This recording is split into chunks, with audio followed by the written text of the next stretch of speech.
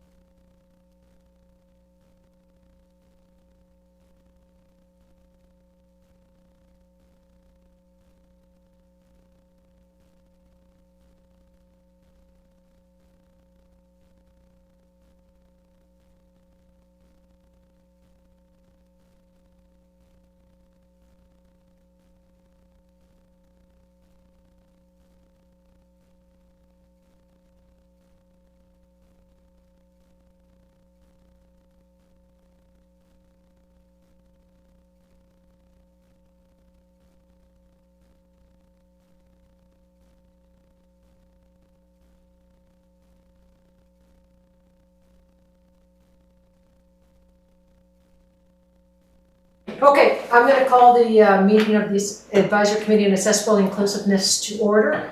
Is there any introduction of late items, Madam Clerk? No, there's none. Thank you. If I can have a movement for the adoption of the agenda. So moved. So is that Holly?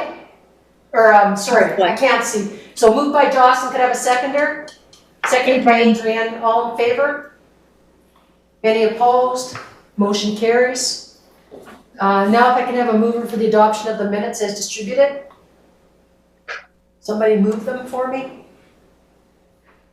Moved by Adrienne, seconded by, I'm just picking Jocelyn. All in favor? Any opposed? In favor. Seeing none, motion carries. We're gonna go to our housing presentation, and I have nothing here to show for a display, just a minute here. Who's the phone number? That's Sarah. Sarah Cameron. Can we change her name She has so that we can see it? So is there Is that somebody, ability? who's going to be introducing the report? Is it Lisa or Christy for the I can housing needs introduce assessment? Lisa? Okay, Yes. Lisa, turn it over to you, please. Sure. So I'll just do a very short introduction because I know Holly is going to introduce the project as well, but we're hoping to use today to get your input on a very important topic in Nanaimo, and that is for the housing needs assessment. And so this is something that will provide a lot of information and data that will inform future projects, even in 2023, for family-friendly housing or different projects and policies that are needed to encourage the appropriate types of housing in Nanaimo. And so City Spaces has been working on this over the past few months, and they're using data from Stats Canada as it is released throughout 2022. So we'll have a very up-to-date picture of the housing needs in Nanaimo. And that was my awkward introduction. So I'm going to turn it over to Holly now to introduce the project and what we're hoping to get from you today. Thank you, Lisa. Thanks, Lisa. Wasn't awkward at all. Hi, everyone. My name is Holly McKeel. I am a senior community planner with City Spaces Consulting. Thank you so much for your time today and inviting me here. As Lisa mentioned, I'll be really introducing the Housing Needs Report project to you, but really I'd like to spend most of our time today just hearing from you, from your experience, what are the housing challenges, what are the gaps, what are the housing needs in Nanaimo, as well as how can we best engage with the community. So feel free to raise your hand or message in the chat. Feel free to also introduce any furry friends you have. I see an orange cat in the background. They're the best. I have one myself.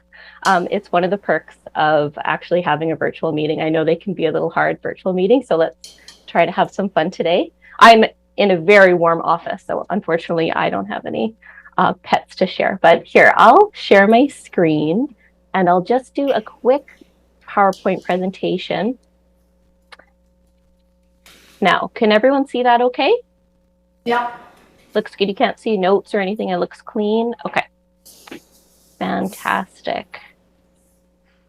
So really, the Housing Needs Report is following new legislation that was introduced by the province in 2019 that requires municipalities to write a report every 5 years. And it's meant to understand what are the current housing needs in their community, as well as the potential future housing needs, and to be able to plan for those. We'd like to understand, who is being disproportionately impacted by some of the housing gaps and housing challenges in the community, as well as, how is the housing meeting current needs as they evolve throughout their lives. A key consideration will be thinking about what are the current or emergent impacts of COVID-19.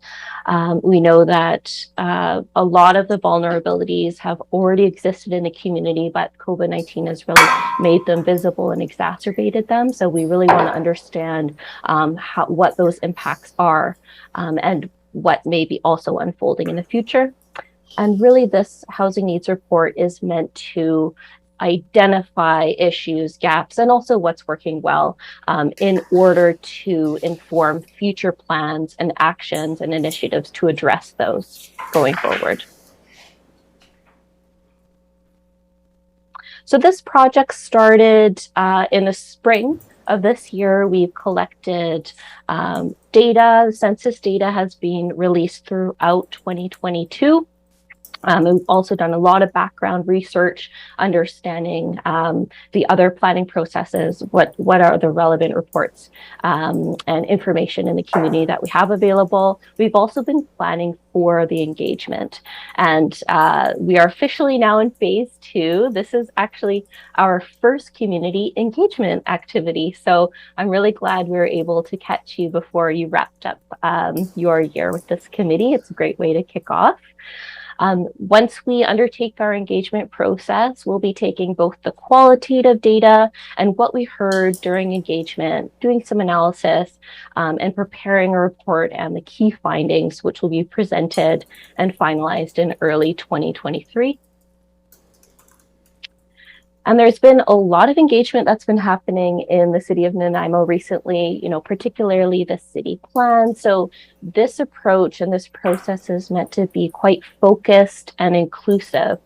We want to build on what we've already heard, avoid duplicating, the same questions that have been asked before, as well as being mindful of preventing consultation burnout.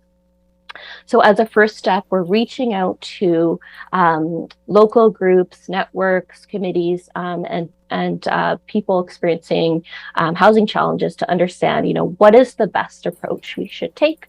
We have a variety of engagement activities that we can undertake, but we want to make sure that we're responsive and inclusive and reducing barriers wherever possible and just meeting people where they're at.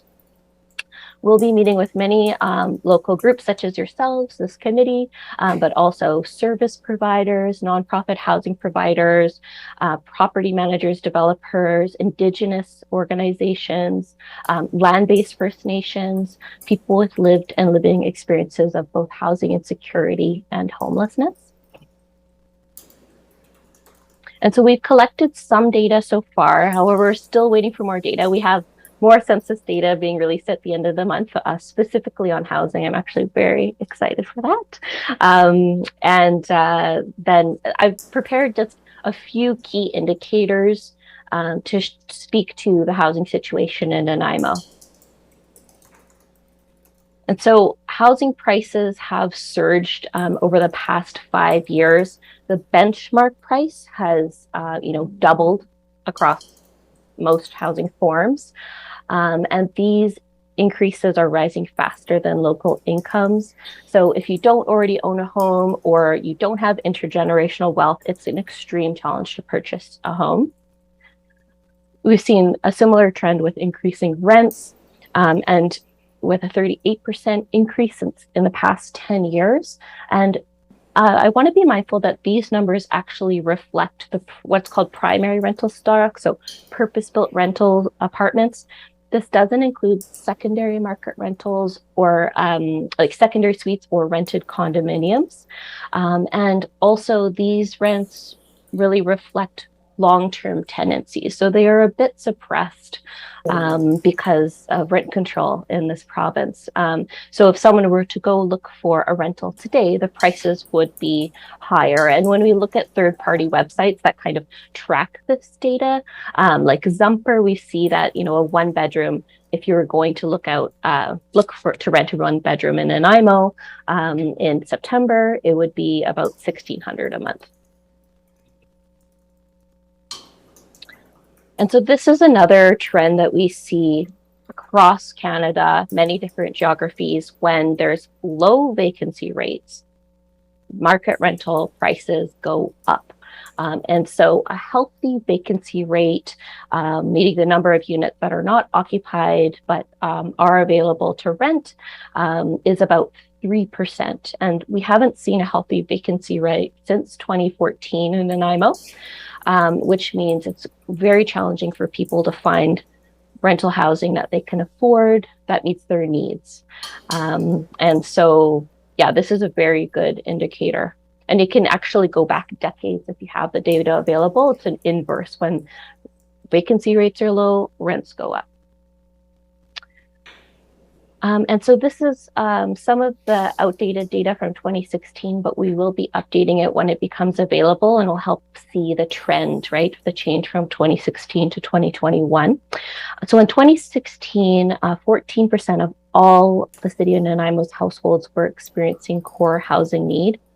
This is a indicator that means you're either living in unaffordable, unsuitable, not enough bedrooms, or inadequate, not a poorly maintained housing, and you wouldn't be able to afford appropriate housing in your community.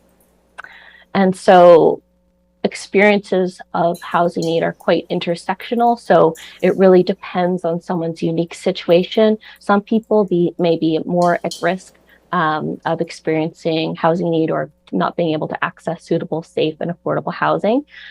So one of the households in core housing need is really renters. It's greater for renters. Over half of renters aren't able to find affordable housing. And 32% of all renters in the city of Nanaimo are in some form of core housing need. There are some other priority groups, and that trend with renters experiencing greater core housing need is true for all of these groups.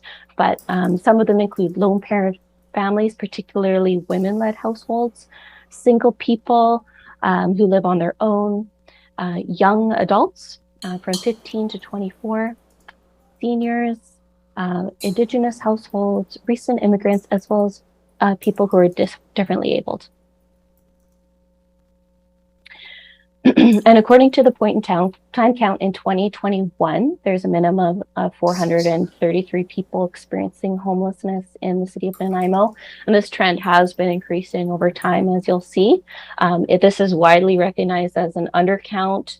The Nanaimo Homelessness Coalition estimates there's maybe upwards of 1,800 people experiencing homelessness throughout the year. And that can be variable. It could be people experiencing chronic homelessness, or periodic, or episodic, or transitional. There's many different experiences of homelessness, including those who are hidden and wouldn't have been counted. And so a lot of that seemed quite dire, but there is a lot of good work underway to address this challenge. And the purpose of this the report is to, identify what are those key challenges, what's working well, what's not working, and that can inform future responses to these challenges. So this data is only really one piece, and we want to hear from you today and other groups throughout the engagement process about what are the housing needs and gaps in Nanaimo, and particularly from you, the perspective of accessibility and inclusion. So I have 4 questions for you today. Really, I just want to check in with what I've shared. Does that resonate? Anything missing? Anything you'd like to emphasize? We'd like to hear, what are the current and pressing housing challenges in Nanaimo? How have these changed since the onset of COVID-19, and who is most impacted by these challenges? So I'll just stop sharing my screen. Oh, there we go.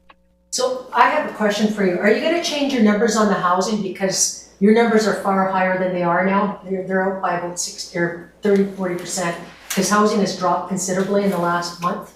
Like the average house, I just got the report today, or a townhome is now down to 580, and you've got it at whatever it is there. Yeah. It's down considerably.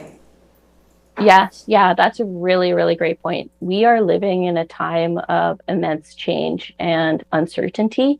And you're right, we do need to update our numbers throughout the project so that we have the most recent numbers. And, the inflation just increased again today. So, yeah, you're right. I was using up 0.75% today too. Yeah, for sure. Yeah, I agree, and we will be updating throughout. I was just using the annual reports from the real estate board, so they have an average total. But yeah, Okay, thank you. So I'll ask my questions after. I'm gonna go to Jocelyn. Thanks. I would imagine that probably not that many people are less housed or more housed in 1 month since the data came out, like it takes months for that to catch up. But my question is, or my response to it is that from what I hear from people I work with, and I'm a landlord, I own a home, but the folks in our programs largely are on PWD and they rent. It's the intersection of extremely low income and need for accessible housing that it really kind of piles on because you have so little money, and the loss of subsidies have meant that there's very, very little housing that meets that very low income accessibility combo. And we participated in one of the Reimagine Nanaimo groups last year, and a lot of our members who came out said that there's a real feeling of lack of safety in the very few available units.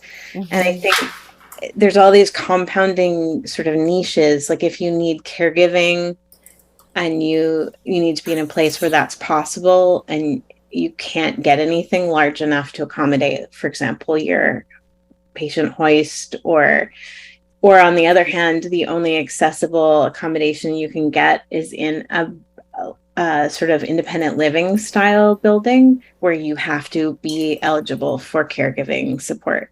So people will just find they don't fit into any of the niches, and especially if they have children. And the other one is I've encountered a few folks lately who are, I'm just gonna I don't know what to call it, underhoused. They're living in their cars, or they're living in RVs parked on farmland that without proper hookups and that sort of thing, and not because they chose to. And so I think I always worry that people in that situation are never counted, and they really struggle in the winter, but also accessibility is just non-existent that way. So that's sort of just my response to your presentation, but I'm so glad that this is a required component of our sort of city planning processes.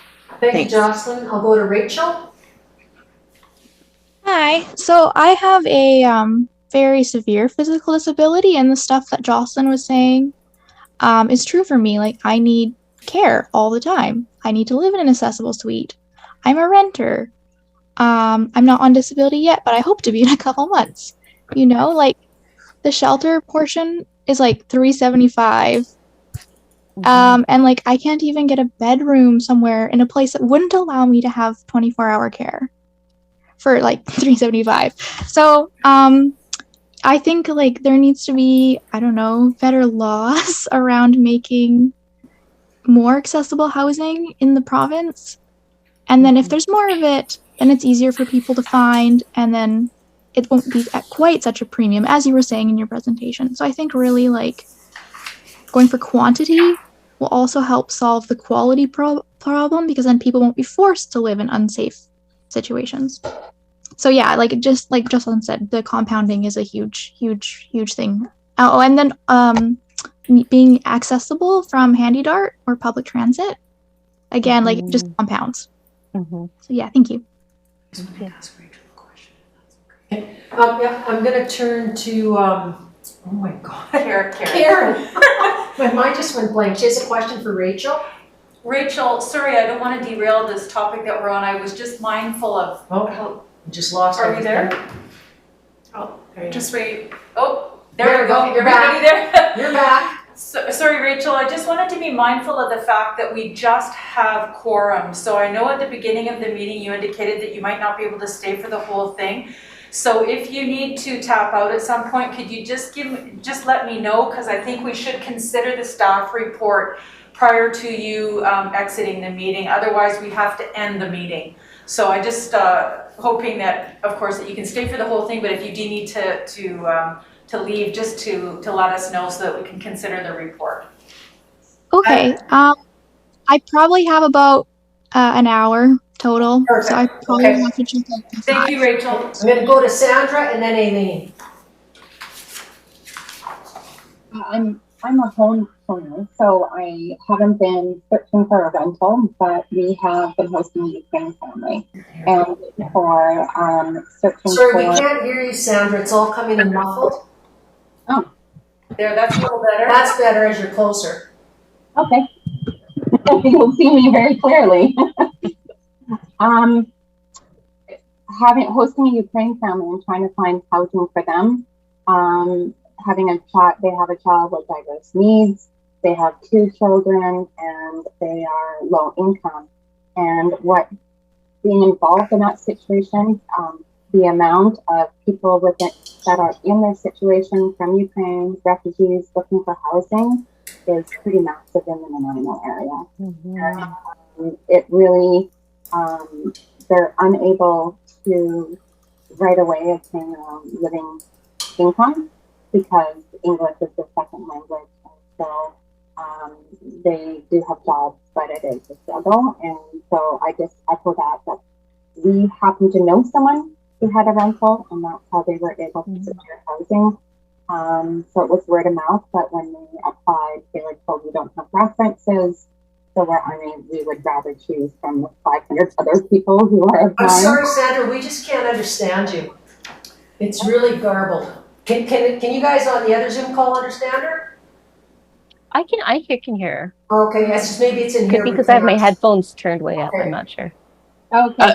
I'm having trouble understanding as well. Yeah, I can't hear. I'll log off and log back on. Okay. But I'm okay. Thank you. Thank you. Aileen, we'll go to you while we wait for Sandra, and then we'll go back to Sandra. Are you okay, Aileen, to talk now? Aileen? Eileen? Yeah. Okay, I'm having trouble hearing. Yeah, it's hard in here. This room's terrible. Yeah. So I'm a senior, I rent, and I'm really fortunate to have a landlord that's really reasonable because I'm paying probably 50% less than what the market housing is right now. If he was to change his mind and sell this place, I would be on the street. My income is less than what the 1-bedroom, even bachelors are looking for. So my concern, obviously, as a senior is, yes, there's seniors housing being built. I still think there needs to be more, and I know it's out of the hands of city council, but BC Housing is now doing market housing. So if someone has an income of $1,400 or $1,600 a month, they're having to rent a place at $1,200, $1,300, because that's what BC Housing is asking for. Then they expect to top up with Safer, or if you're a family and then you move anyway. So you top up with Safer. Safer ceiling is $298 a month. So in order to enhance housing all over British Columbia, BC Housing and the BC government needs to increase the amount of subsidy they provide to Safer and to families, low-income families that are eligible. So I don't know what kind of pressure city council or other city councils can put on the government to do that, but that would be a huge help. Because as it stands right now, once you move into one of these seniors places, and maybe your hydro's not covered, your cable's not covered, you're basically cut off, and you maybe have $200 or $300 left to heaven help you if you need a set of glasses, you need to go to the dentist, you need to buy food. It's pretty impossible, and for people who live on PWD, it's a nightmare. It's beyond comprehension for me how that's even doable, because people on PWD are not eligible for subsidies. It makes it even worse. So that's an issue that needs to be addressed. And my question overall, you're doing all these surveys and gathering information, but I don't see, and maybe it's too early, but I've seen other reports that just kind of end up in, I don't know, in no man's land, and I don't see any results that come out of it. As a group right now, do you have any indication of what you might possibly be able to do? Do you have an idea what the game plan might be, or are you still in the study mode? Eileen, I can answer that. There is a motion at the UBCM to deal with exactly what you said, and we're going there next week. So there is a motion coming forward on affordable housing, PWD, all of that will be addressed at the UBCM. And that's a mechanism for municipalities, both rural and urban, to deal with these issues. But what has to happen is we make the motion, that it has to be accepted by the UBCM, all the delegates, which I'm sure this one will be. Then it goes to the province, and then the province makes a decision if they want to accept it or not. So that is being done. So I can let you know on Facebook, I'll message you what happened on that. But that's a mechanism that municipalities can use to push forward some of these housing needs. And I can also tell you, I was at the Federation of Canadian Municipalities in Regina, and that same topic surfaced there. And the federal government has put in a huge amount of dollars allegedly into housing. Like they just gave 1.4 billion to Squamish Nation for housing to house 3,000 people. So they are starting to do more of it, but it's just not fast enough. Madam Chair, what we could also do is there will be some results that come out from the UBCM on the decisions, and we can share that with the group at the next meeting. We'll put it on as an agenda topic for information. That'd be great. Thank you. Adrian, we'll go to you. I just noticed Sandra's back, so it was her turn first. Okay, thank you. Sandra, back to you. Can you hear me now? It's better. Okay, I don't know what's going on. My Teams has been working all day, so it's just my computer is tired. It's still pretty muddled on our end. There's transcriptions on the thing. Yeah, we'll watch the transcriptions. Okay, I just wanted to say that having a Ukraine family, trying to go through rental, what Holly was saying rung true, where it wasn't enough available for the family, especially with a child with diverse needs. And so we were only able to find a place because we knew somebody. Going through the application process, they weren't able to find a home. So, yeah. Okay, thank you. Adrian? Thanks so much. Holly, thank you so much for your presentation. Really, really informative. And I was happy to hear you mention the intersectionality of those who are most impacted, and also just that the counts that you have for that point in time count are like at the lowest count. I do remember going to a meeting around homelessness and lack of housing in the Nanaimo some years ago, and people were. The question was asked, is there anyone here who's currently unhoused? And there were a couple of people, and one person said, you know, the thing is, I would never have been part of the count because of the couch surfing and you know, was staying with family. It wasn't necessarily the greatest situation. The family got along well, but it's hard when you're living in someone else's space and they're living in yours and you're adults. I just wanted to offer, I know that, and I'll keep an eye out too as this progresses, but given that this is our last meeting, I am connected with, you know, my children's school communities. I know within those school communities, a lot of the groups that you mentioned there, you know, do exist. And there is a lot of word of mouth that happens, you know, through you know, parents on the school ground and school Facebook page and stuff, with people looking for places a lot of the time. So I'd be very happy to pass on any information that the city has to share with the, you know, the school packs and so forth. And just wanted to suggest that the District Parent Advisory Council might be a great place to reach out as you're starting to do presentations. Thank you. Sarah, do you have anything? Yeah, thank you. I'm hoping you can hear me clearly. Yes, I can. Okay, good. Yeah, thank you for the presentation. I wanted to chime in. Part of my work that I'm doing, or one of the reasons, the major reason why I'm a member of this committee is it's my hope that I can bring a voice to members of the LGBTQIA2S+ communities.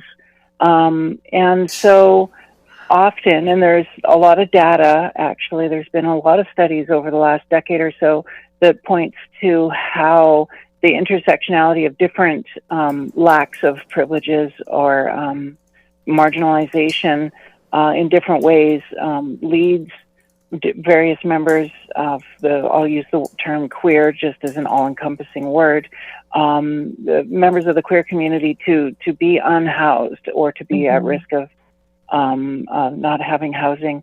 And so the reason I wanted to speak is because I just want to offer this as a reminder that that's a very important and disproportionately large number of people that are unhoused, especially when it comes to youth.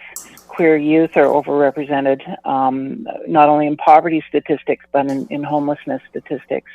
And so I work as a tertiary residential support worker in Nanaimo, and for people often on PWD who have intersecting needs, mental health needs that are diagnosed, and so they're on housing or they have housing in that sense. So I work in that field.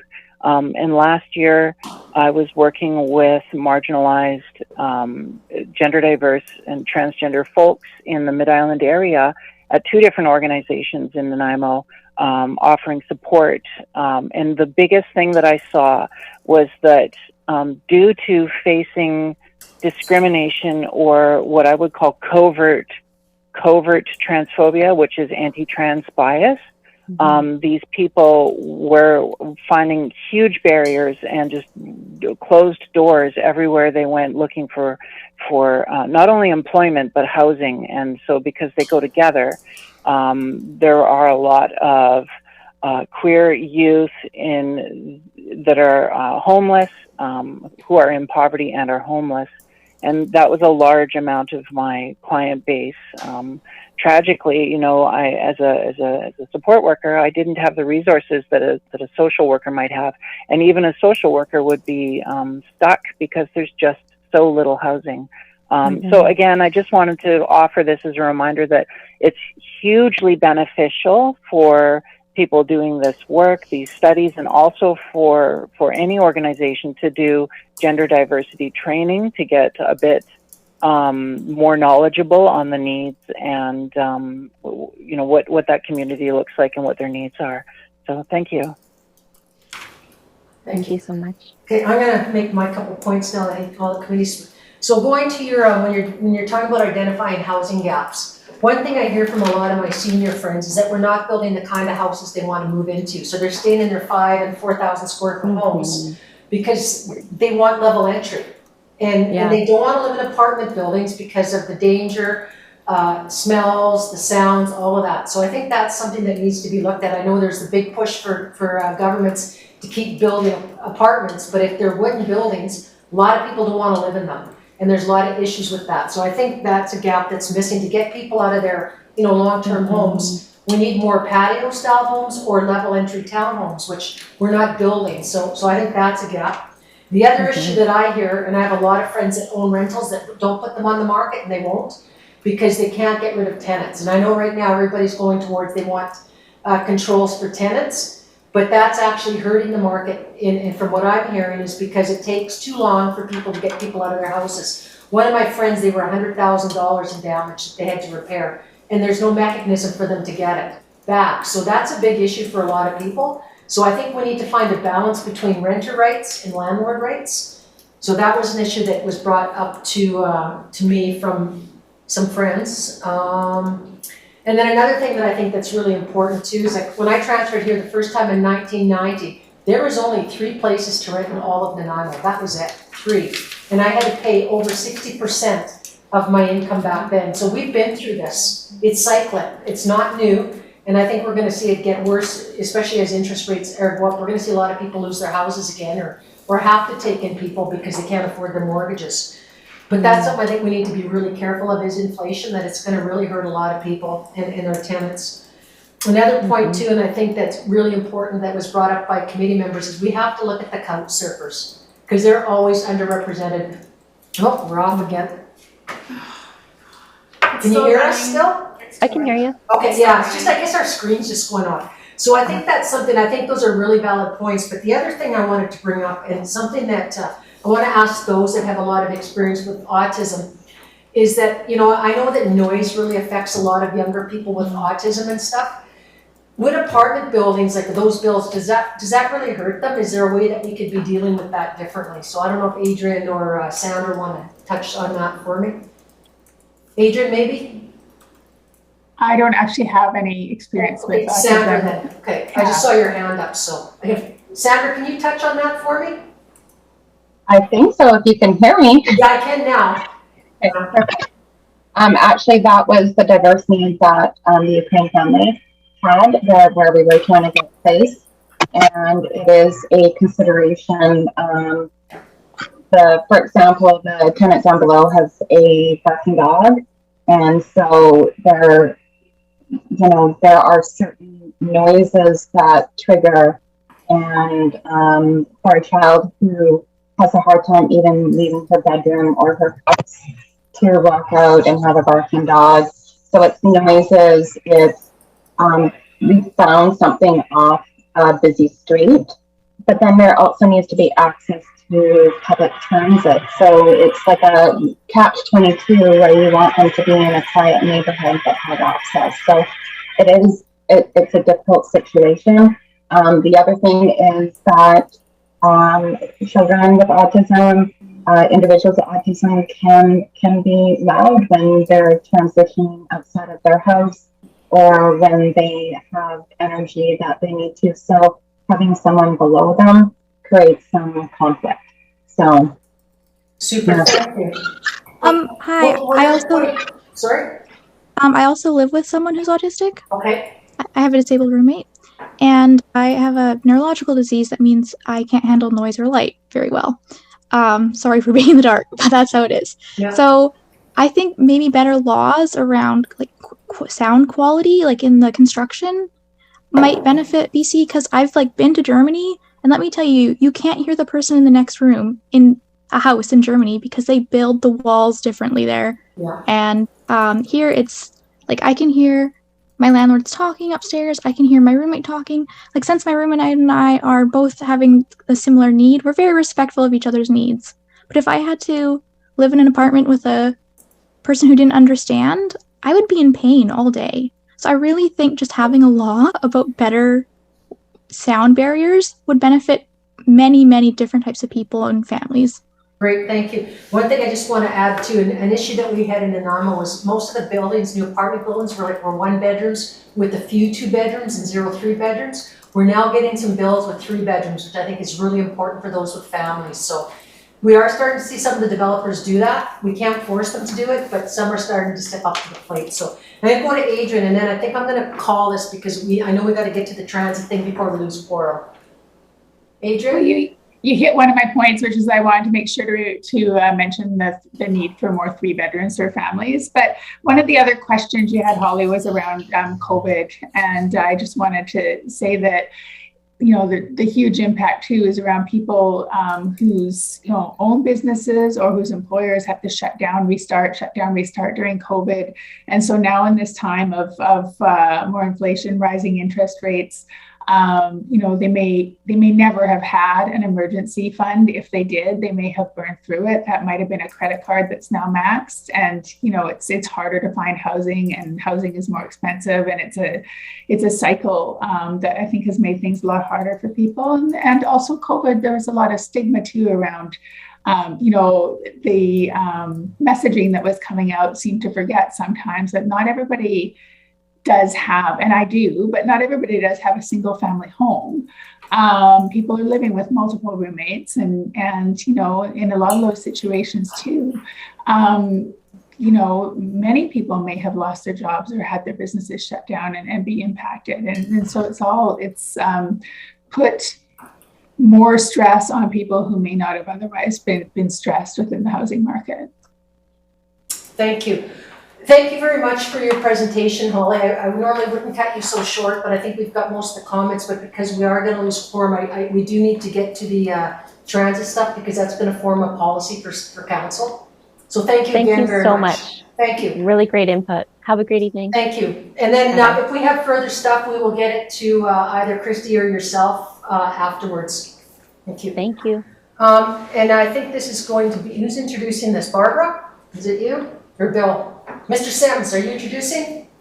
Yes, thanks, Chair. Thank I'll you. just really briefly, and then I will toss it to Ms. Thomas. But I just wanted to thank members of the committee that participated in the transit working group. I remember back in the very early days of the committee that you identified transit stops and their accessibility around transit stops as being quite problematic. And so this is some good work that'll get us started.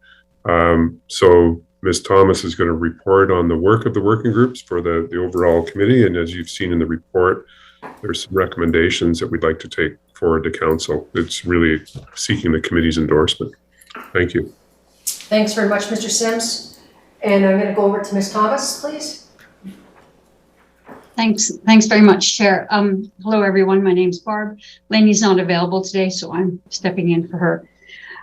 So about, I'd say a year ago, January of this year, the ACAI committee saw a need and asked staff to look into transit stop accessibility. And from that, the working group was formed. So through the year, the working group has met 4 times. And today we're bringing forward our recommendations, and we're seeking the committee's support to take these recommendations to council for additional work around best practices for the city of Nanaimo. So in the 4 meetings, several topics were covered, and including 2 site visits around the city, which one was done by bus, and thank you very much to Jocelyn for attending that session. It was really informative for us. As well as the site visits, we did research around the practices that are carried out at transit stops in the province and the Federal Transportation Association of Canada's guidelines around best practices for transit stops. What the working group found was the transit stop accessibility improvements fell into 3 categories: visibility of transit stops, information available at transit stops, consistency, and number 3, consistency of engineering design standards. So I'm going to just summarize what each of the topics, the items within each topic. So under visibility of transit stops, what was identified was lighting. So this is street lighting and lighting of shelters. Wayfinding, and this includes visual cues as well as wayfinding signing, and tactile and visual media nearby within walking distance. Third, under this particular topic, was glass-walled shelters, which help bus operators see people waiting at the transit shelter, as well as helping people within the shelter see the bus approaching. And so that glass-walled shelters also falls into the engineering design standards. The second heading was information available at transit stops, and there were 3 items identified as best practices under that. Online information, so that's identification of which bus stops are fully accessible, and this information should be available online. Information at the bus stop, meaning bus stops should have ID poles and signs that indicate an accessible stop. And interestingly enough, I did a walkabout on Front Street today, and the accessible bus stops are marked with signs, but they're so tiny that it was really hard for me to see, and I didn't even realize that we had this practice already, and I'm not sure, and I'd like to hear feedback from the committee if you've noticed this at bus stops and if you found it to be sufficient. And then third, under the info at transit stops, tactile information panels. So the working group would like to see Braille lettering at transit stops with phone numbers and scheduling information. So under the consistency of engineering design standards, of course, that's a pretty broad category. Shelter location, sidewalk width, crosswalks, bikes yield to pedestrian signings. That's particularly important at floating bus stops. Bollards to indicate where tripping hazards might be present, and tactile warning surface indicators. One of the key takeaways that the working group found was that building best practices and putting them in at transit stops is going to be easier at locations where you're starting with nothing, but the retrofits are going to take finesse and individual case-by-case investigation. And last but not least, the working group is determined that education is needed for bus operators to ensure that they understand how accessible bus transit stops work. So today, we'd like feedback from the committee and also the committee's support to move forward with a recommendation to council to do 3 separate levels of effort. The first one being update the City of Nanaimo's existing best practices for complete streets to consider the findings of the Transit Stop Accessibility Working Group. Number 2 is develop an internal process to retrofit existing transit stops while consulting appropriate stakeholders. And number 3, work with ACAI members to determine and implement appropriate accessibility upgrades at existing transit stops. So that's my presentation, and I'd love feedback from the committee, and I'm happy to answer questions. Thank you, Chair. So what I'd like to do is I'm going to start with the option number 1 for those that have it up, which is, and we'll go through each bullet point if that's okay. The first one being update the City of Nanaimo's existing best practices for complete streets to consider the findings of the Transit Stop Accessibility Working Group. Is there comments on that from the board or the committee, sorry? Is everybody in agreement with that? If I can see just a show of hands. Yes. Okay, so it looks like we don't need to discuss that one. Oh, Sandra, go ahead. Oh, you're showing your hand. Thank you. Okay, I'm going to move on. The second one is develop an internal process to retrofit existing transit stops while consulting appropriate stakeholders. Is there discussion on that bullet point? Okay, not seeing any discussion, so I'm assuming people are in agreement with that. And their third one is work with the committee members to determine and implement appropriate accessibility upgrades existing transit stops. Is there conversation around that anybody wants to talk about? Not seeing anybody. So, since I think everybody seems to be in agreement, could I have somebody please move, well, I guess I'm making an assumption, but would you please move option number 1, recommendation? Somebody? Somebody please put up their hand. Jocelyn moves the recommendation. Is there a seconder? I'll second. Rachel will. Thank you, Rachel. Any further discussion? Sandra, I see your hand up. You want to discuss, or are you just letting us know you're in favor? I'm in favor. Okay. I just turn on my video, my audio might go. Okay, sounds good. So I'm seeing no further things for discussion, so I'll call the question. All in favor of recommendation 1? Yes. Okay, I see everybody's in favor, so that moves. Great, thank you. Any other comments that we want to make to staff on this? I mean, first of all, I do want to thank staff very much for all the work you did on this. I think it's really important. I think Nanaimo is really doing a lot of great work around accessibility, and I really want to thank the committee because it's just, we're doing some good stuff, and I'm very thankful, and I'm thankful for the staff for listening and being available whenever required. So we'll do that. Anything further on transit stops? Huh, we're almost done then. Committee acknowledgements, going to Lynn Mork. Hi, did you vote on all 3 recommendations? Yes, we did. All done. Okay. Somehow I thought you were only doing the 1. Okay. Well, hello everybody. I'm here today also representing Richard Harding and Lara Clarkson because they were both unable to attend today. So on behalf of them and on behalf of myself, I really want to extend a sincere thank you to all of the committee members. This is our last meeting, and we've been working together for, I think it's been 3 years now. Yeah. And so we just really appreciate all of the great work that this committee has done. And I just was going to run through a quick list of some of the highlights just to remind you of everything that got accomplished in the last 3 years. So naturally, this committee has had a lot of input into many different city projects that have been presented to them. For example, things like Design Commercial and Westwood Lake, as well as you've had a lot of presentations from outside groups that are really interested in the work that this committee does. We had ongoing participation in the Reimagine Nanaimo process, which has resulted in a city plan.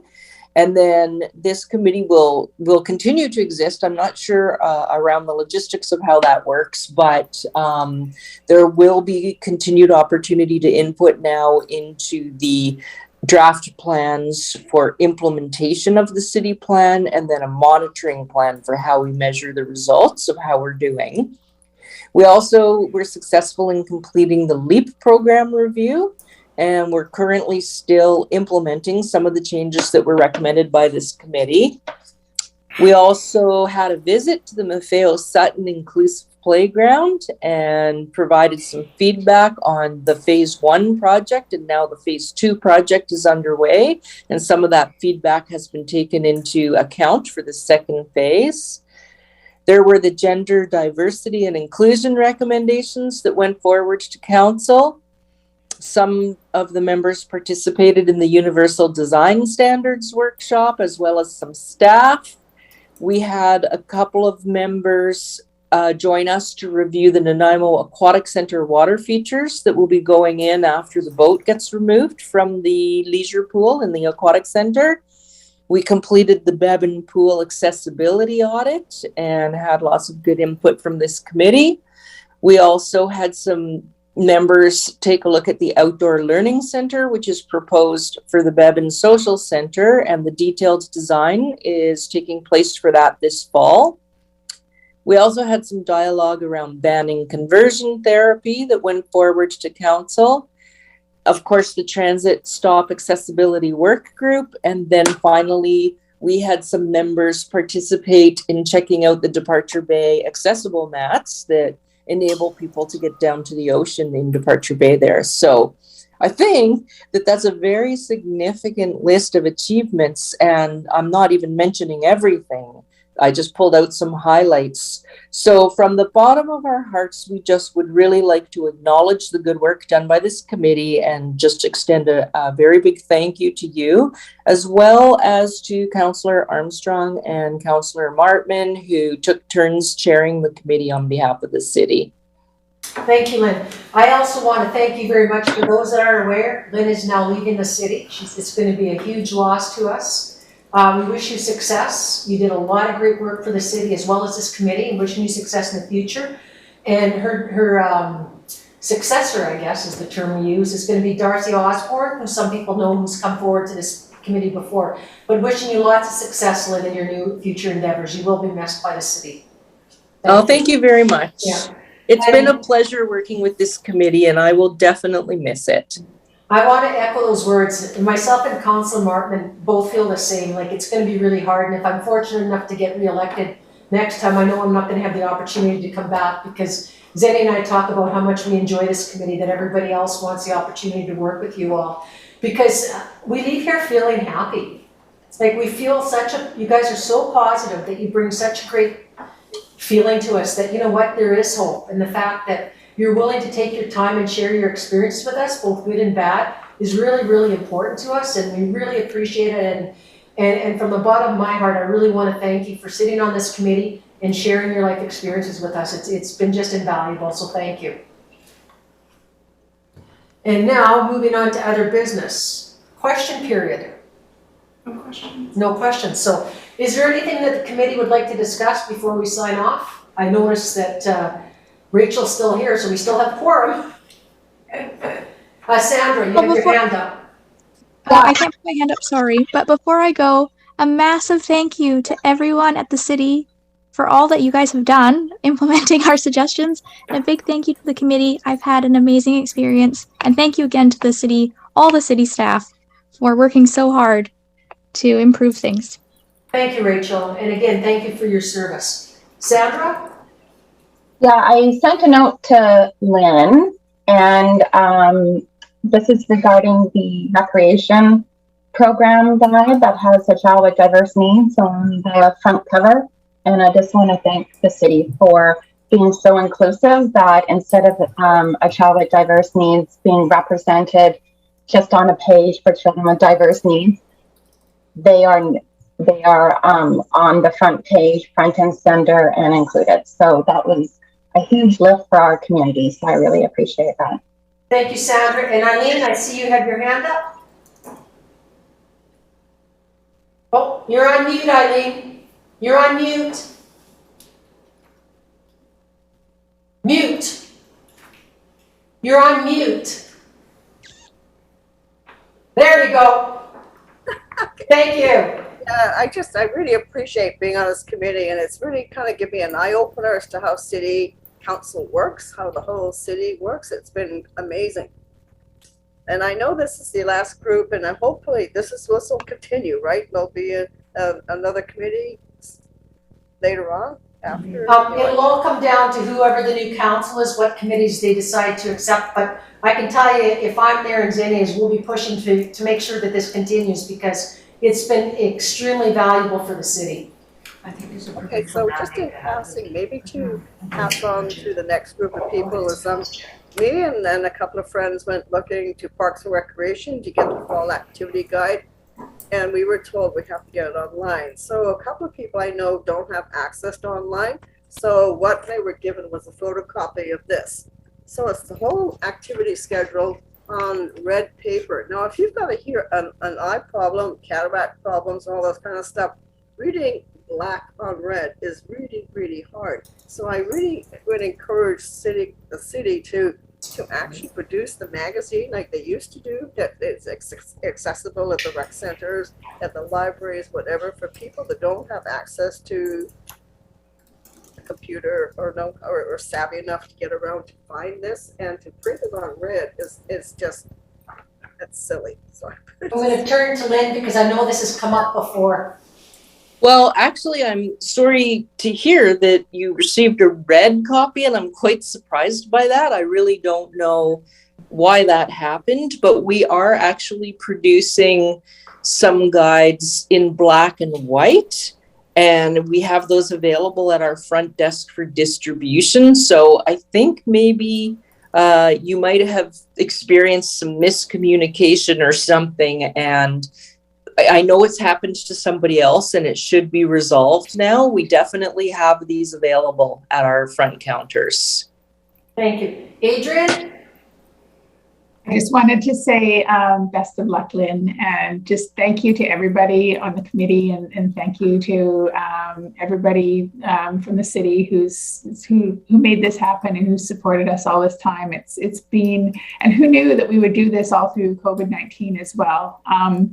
It's been such a tremendous experience for me, and I really appreciate that the opportunity existed within the city and that I got to be a part of it. Thank you. Thank you. And I'm just going to add as the last word of the day, I would encourage you all to apply again. You may not get in if there's a lot of people, but sometimes we don't get the applications that we think. And if you're still interested, please apply. But just know we may give opportunities to other individuals, but please don't take it as a no if you don't get selected. But it's really important that you keep applying because you never know. And I personally would like to see some consistency. I think it's important. So anyhow, just throw that out. Once again, it's been a real pleasure, and Zenny sends her best as well. So thank you, everybody, and thank you to staff. So I guess we can move for a motion to adjourn. Can I have a mover? I'm picking on Jocelyn and Eileen seconding this time. All in favor? Motion carries. Thank you, everybody. Dinner in an hour.